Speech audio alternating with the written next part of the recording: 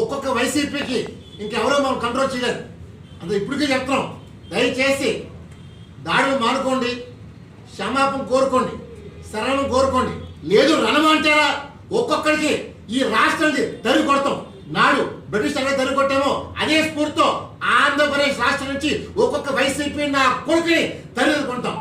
ఈ రాష్ట్రాన్ని కాపాడుకుంటాం, తెలుగు జాతి కాపాడుతాం, ఆంధ్రప్రదేశ్ని సస్యశ్యామం చేసి దిస్ ఈజ్ ఆంధ్రప్రదేశ్ అని చెప్పడం చేస్తాం. జై హింద్, జై తెలుగుదేశం, జై జనసేన, జై బీజేపీ. కాకపోతే ఇంత దాడు మనం చూడలేదు. అది ఒక్కొక్క నా కొడుకుని తల్లిదండ్రులకి నెల్లూరులో కూడా మేయర్ అభ్యర్థి కూడా నేను వైసీపీ గుడ్ బై చెప్తా అని చెప్పి అంటున్నారు. ఇవాళ వైసీపీ నాయకులు కూడా మేము ఈ పార్టీ గుడ్ బై చెప్పేస్తా అని చెప్పి బహిరంగ ముందుకు వచ్చేస్తున్నారు. వాళ్ళ నాయకులే ఈ జగన్ వల్లే మేము ఓడిపోయామని చెప్పి స్పష్టంగా చెప్తున్నారు.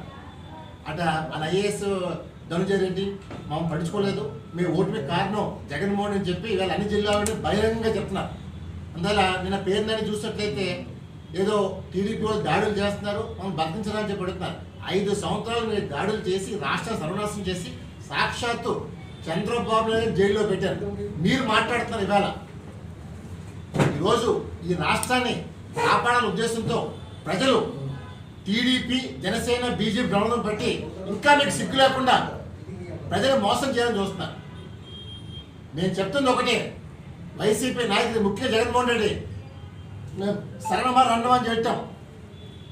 నువ్వు ఎలాగా ఆగస్టు నాటికి జైలు కూడా ఖాయం. ఎవరైతే వైసీపీ ఎమ్మెల్యేలు గెలిచారో, బీజేపీ ఎంపీలు గెలిచారో వాళ్ళు కూడా ఇతర పార్టీలు సంప్రదిస్తున్నారు.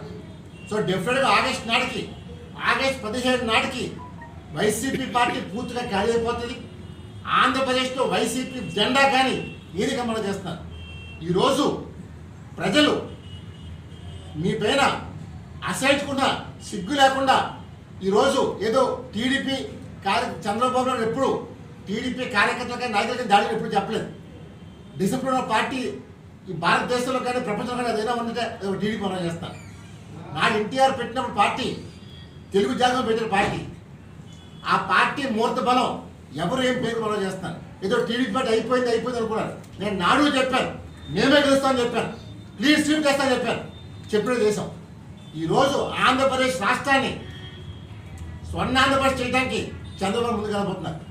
రేపు ఆయన ప్రమాణం స్వీకారం చేసిన తర్వాత ఎవరైనా సరే దాడులు చేస్తే తక్షణం వాళ్ళు రాష్ట్ర బహిష్కరించే డిమాండ్ చేస్తాను. నాడు విశాఖపట్నంలో పవన్ కళ్యాణ్ వస్తే విశాఖ బహిష్కరణ చేశారు.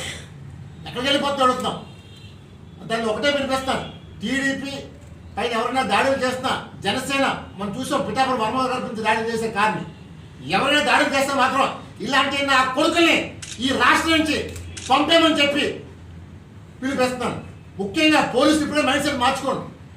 గతంలో వైసీపీ జగన్ చెప్పినట్టు చేశారు, కానీ చంద్రబాబు నాయుడు అలా చెప్పరు. రూల్స్ కరెక్ట్గా చెప్పని చెప్తారు. అంటే ఇప్పటికైనా మీరు మైండ్ సెట్ కానీ మార్చుకోకపోతే మాత్రం ఎలాగ లోకేష్ గారు రెడ్ బుక్లో చాలా మంది పేర్లు ఉన్నాయి, వీళ్ళందరి పేర్లు అవుట్ అయిపోయి మనం చేస్తాను. అందువల్ల నేను ఇప్పటికే చెప్తాను, ముఖ్యంగా విశాఖపట్నంలో మనం చూసాం. గతంలో చంద్రబాబు విశాఖపట్నం ఎయిర్పోర్ట్కి వస్తే కేకే రాజు దౌర్జన్యంగా ఎయిర్పోర్ట్లు అడ్డుకొని చంద్రబాబు రాకుండా గొడవలు చేశారు. మరి అమ్మను చూసాం, ఏదో చంద్రబాబు గురించి ఇష్టంగా మాట్లాడాడు, ముసలోడని ఇదని. ఈరోజు నీ బతికేంటి అడుగుతున్నాను. మొత్తం వైసీపీ నాయకులు ఇష్టమొచ్చినట్టు చంద్రబాబు చేశారు. ముఖ్యంగా ఇక్కడ వాసుపల్లి గణేష్ కుమార్ టీడీపీతో గెలిచి తన కాలేజ్ బిల్డింగ్ కాపాడుకోవడం కోసం వైసీపీలోకి వెళ్ళారు. మేము ఒకటే కోరుతున్నాం, ఎవరైతే ప్రజల్ని మోసం చేశారో అలాంటి వాళ్ళని చంద్రబాబు క్షమించరు.